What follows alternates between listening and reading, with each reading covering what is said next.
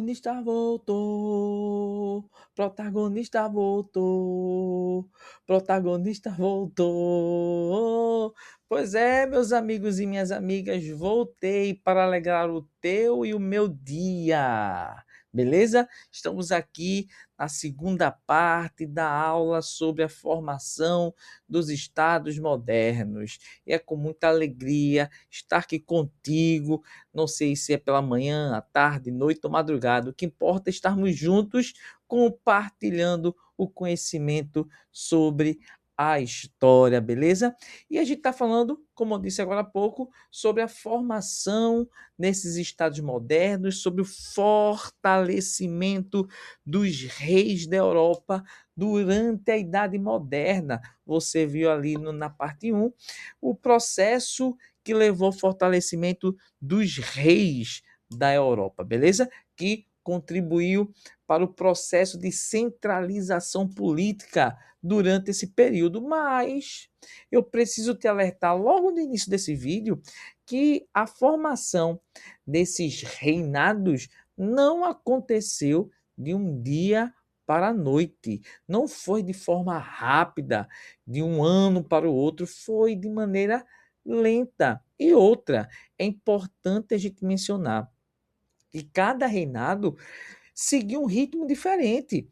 Por exemplo, se a gente for acompanhar, fazer uma linha cronológica, a gente vai perceber que desde o século XII estava tendo processo de formação desses reinados. Então, alguns aconteceram lá já no final da Idade Média, já outros aconteceram de forma muito tarde. Então, cada reinado desse, cada estado moderno desse, teve um ritmo próprio, teve uma história própria. Portugal, como você está vendo aí, Portugal foi o primeiro Estado Nacional moderno a ser criado, beleza? Isso é muito importante que a gente vai falar depois quando a gente mencionar e trabalhar a expansão marítima. Portugal se tornou o primeiro Estado Nacional moderno a ser criado. Desde o século XII, mas também no século XIV, houve eventos importantes que consolidou a centralização política em Portugal. Depois vem a Espanha no século XV, a França também, desde o século XII, passou por um processo lento de unificação, assim como a Inglaterra. E aqui eu quero trazer um caso bem importante. Alemanha e Itália só vão ser unificados politicamente somente no século XIX, meu amigo, minha amiga. Vai demorar muito para que a Alemanha e Itália se torne um país unificado, como nós conhecemos hoje. Então perceba, isso é muito importante. Perceba que cada país desse teve um ritmo próprio e foi um processo lento, lento. Beleza? O que a gente vai ver nesses primeiros vídeos vai ser um geralzão. Vai ver as definições, o contexto histórico, as características, beleza? E nesse vídeo a gente vai estar falando sobre quais eram os grupos sociais que tiveram interesse no processo da centralização política, no fortalecimento dos reis europeus, beleza? Eu até mencionei isso no vídeo anterior, mas eu vou destrinchar um pouco melhor nesse vídeo, falando sobre quais são os grupos sociais que tiveram interesse e apoiaram o processo de unificação política na Idade Moderna na Europa, beleza? E a gente vai ver isso depois da vinheta. Vamos lá?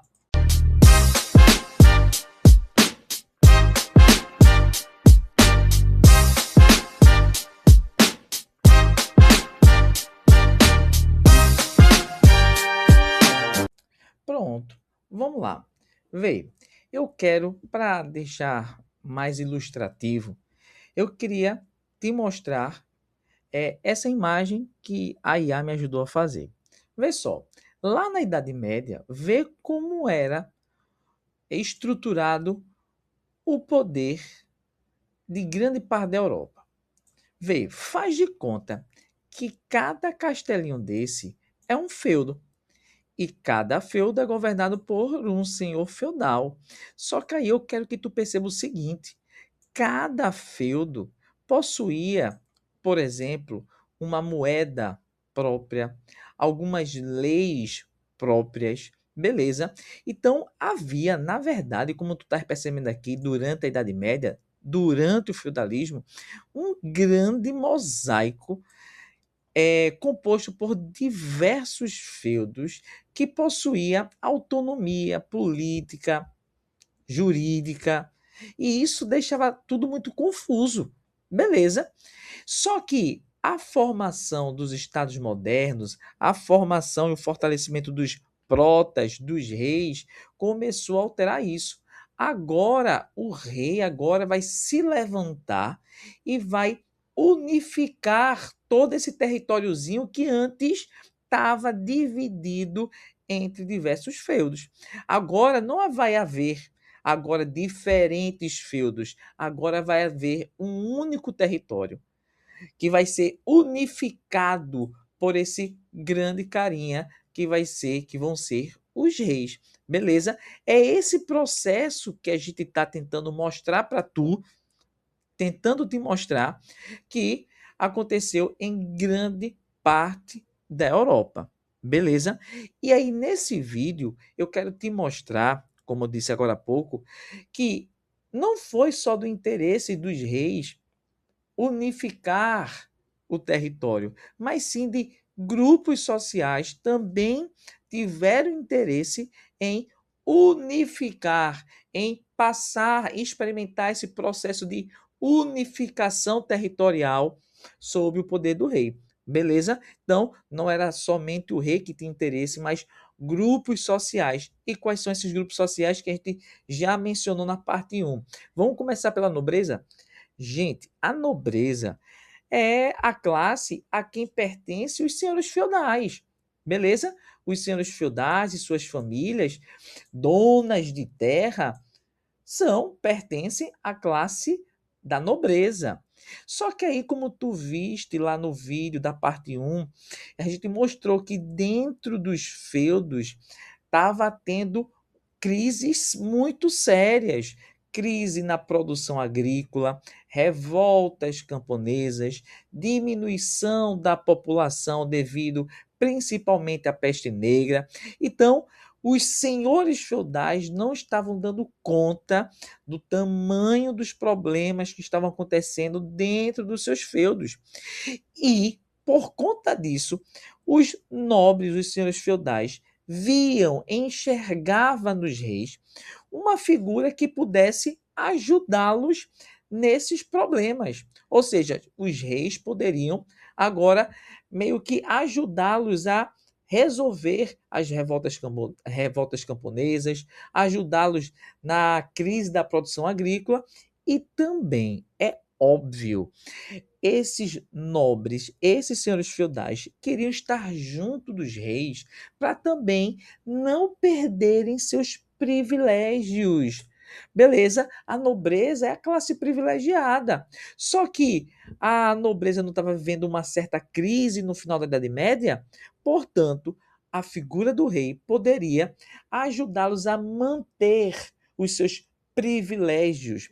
Tranquilo? Então, a nobreza tinha um interesse muito grande em poder fazer parte desse processo de fortalecimento do rei. Tranquilo? Eram eles que poderiam ocupar, por exemplo, as principais funções, cargos dentro do reinado. Por isso que, diante dessa crise, os nobres estavam de olho nas principais funções, nos principais cargos criados dentro do governo dos reis. Beleza? Então, os nobres queriam manter seus privilégios, garantir sua proteção contra outras classes sociais, como os camponeses, e também ocupar os principais cargos dentro dos reinados. Beleza? Falei dos nobres. E a burguesia? A burguesia que a gente vem falando já há muito tempo. Vou querer voltar aqui para essa imagem. Minha gente, pensa só. A burguesia vive de quê? Vive de quê? Vive sendo dona de terra? É dona de terra a burguesia? Claro que não. Vive do comércio, vive, ó, ganhando dinheiro. Beleza. Aí, mas me diga uma coisa. Vamos agora como era no feudalismo.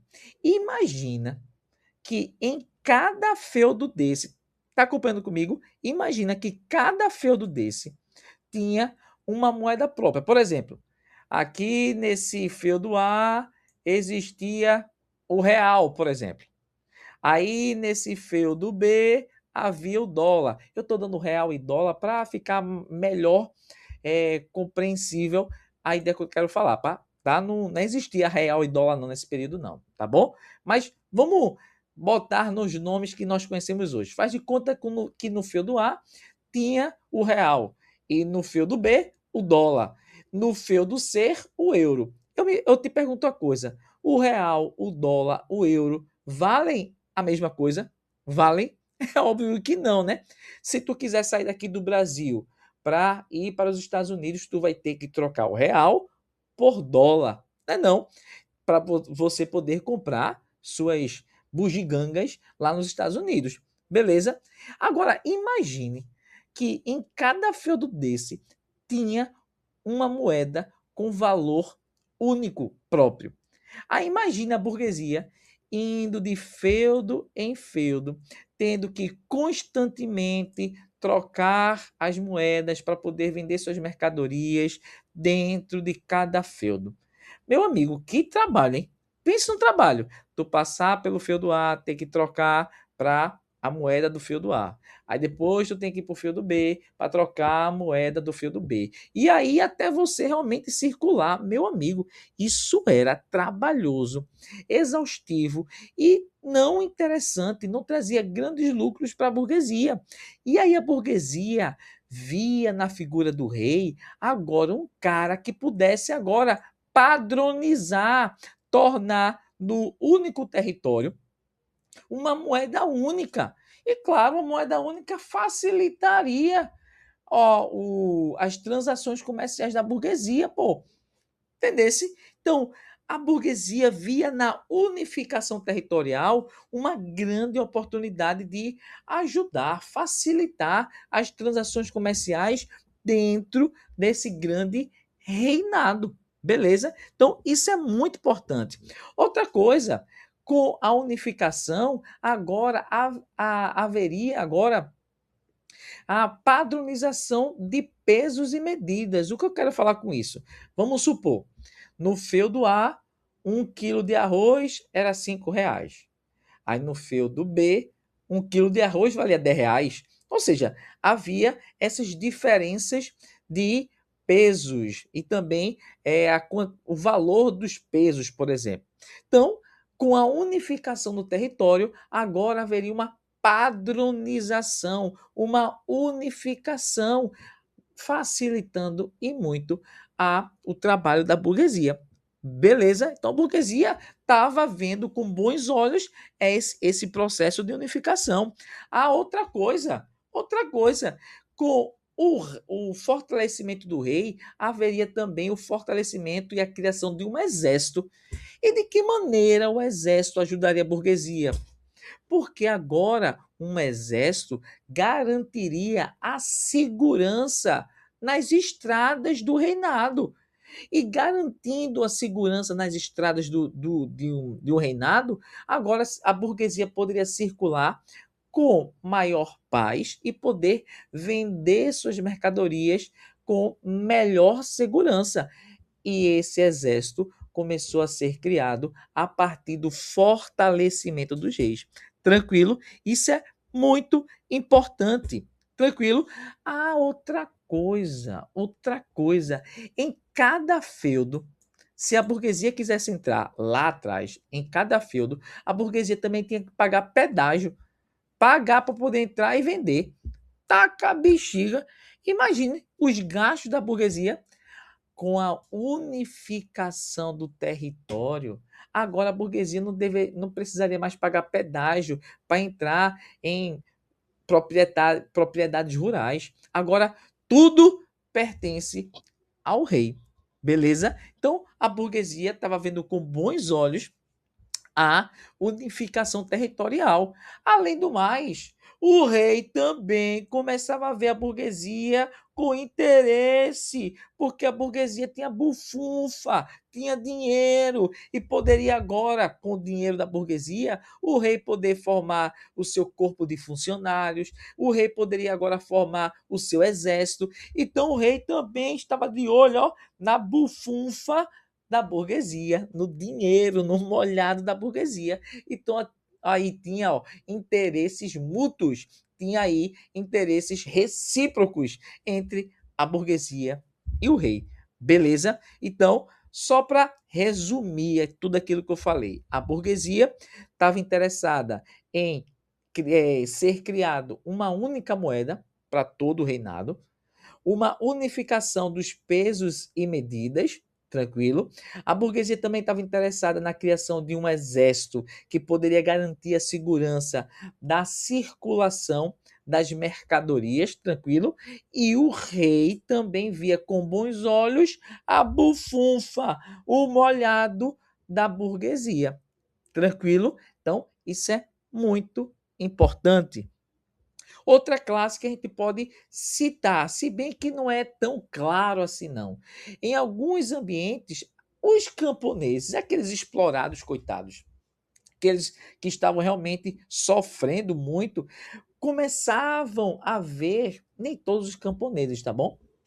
Mas alguns camponeses começavam a ver o rei como aquele que pudesse julgar a sua causa de maneira justa, pudesse livrá-los das explorações empreendidas pelos proprietários de terra. Se bem que, novamente, não é que todos os camponeses da Europa estavam apoiando os reis, mas parte da classe camponesa na Europa começou a também ver com bons olhos o fortalecimento dos reis. E um outro grupo que eu quero destacar é a igreja.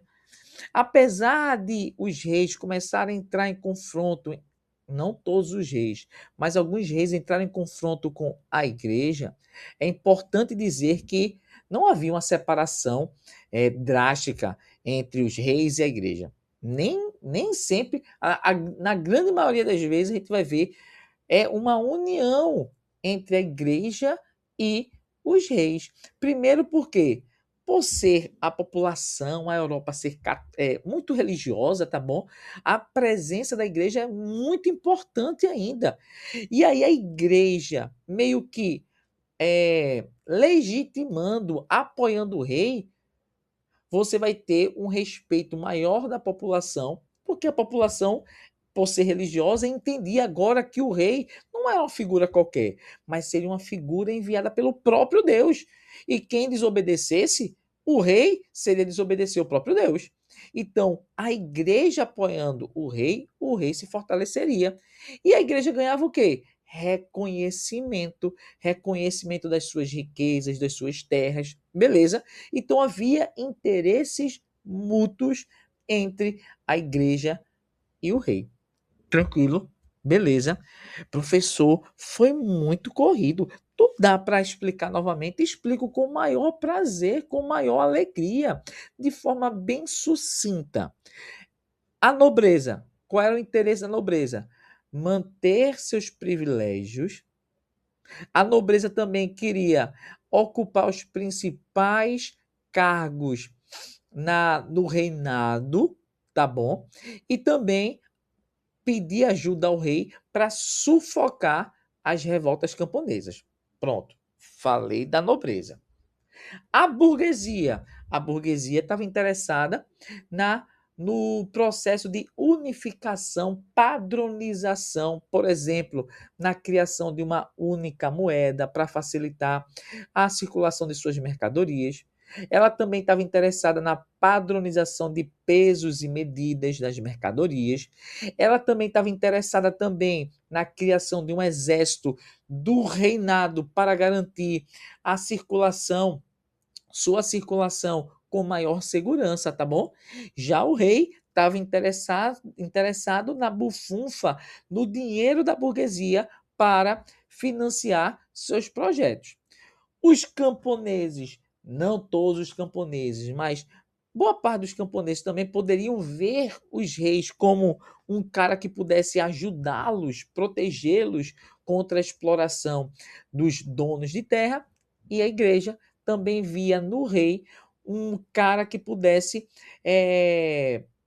garantir também suas riquezas, seus privilégios, e o rei, em contrapartida, também poderia ver na igreja como uma instituição que legitimasse o seu poder perante a sociedade. Tranquilo? Isso é muito importante. Então, quais são as características desse processo de unificação? Na economia, como eu falei, unificar os impostos, porque em cada feudo havia um tipo de imposto. Um tipo de imposto que ficava nos feudos.